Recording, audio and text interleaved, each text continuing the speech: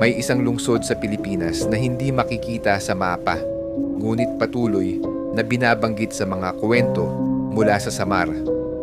Ito ang Biringan City. Inilalarawan ng Biringan bilang isang napakaunlad na syudad.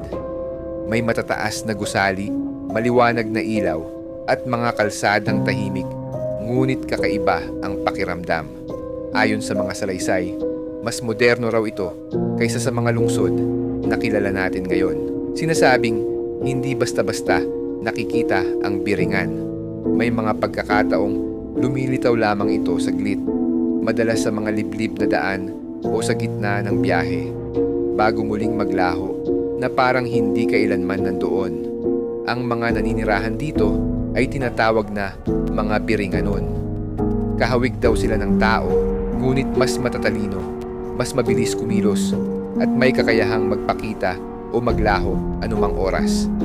Sinasabing sila ang nagbabantay sa lungsod at kumukontrol kung sino ang makakakita rito.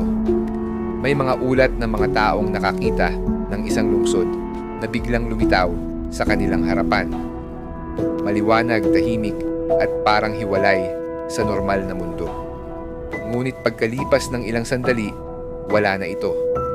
Walang opisyal na tala, walang eksaktong lokasyon, at walang malinaw na ebidensya. Sa kabila nito, nananatili ang pangalan ng Biringan sa kamalayan ng maraming Pilipino. Ngayon, may isang portal na totoong makikita hindi sa Samar, kundi sa Bonifacio Global City. Ang BGC Portal ay isang modernong art instalasyon na nag-uugnay sa Pilipinas at sa iba't ibang bansa sa pamamagitan ng live video connection. Ngunit ayon sa ilang teorya, ang portal na ito ay nakakonekta rin sa mga sinaunang lungsod tulad ng Agartha at Shambhala, mga mistikal na lugar na sinasabing umiiral sa ilalim at labas ng ating mundo. Makikita ang portal na ito sa Bonifacio High Street, 5th Avenue, BGC, Taguig City. Magkaiba man ang Biringan City at ang portal sa BGC, pareho nilang ipinapakita ang ideya ng isang mundong tila nasa kabilang panig ng ating realidad.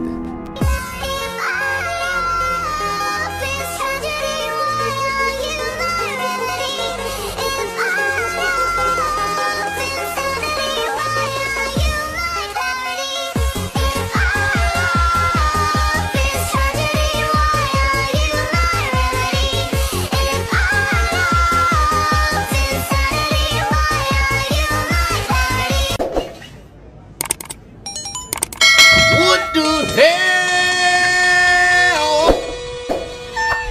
He was running for my papa. Chopping up.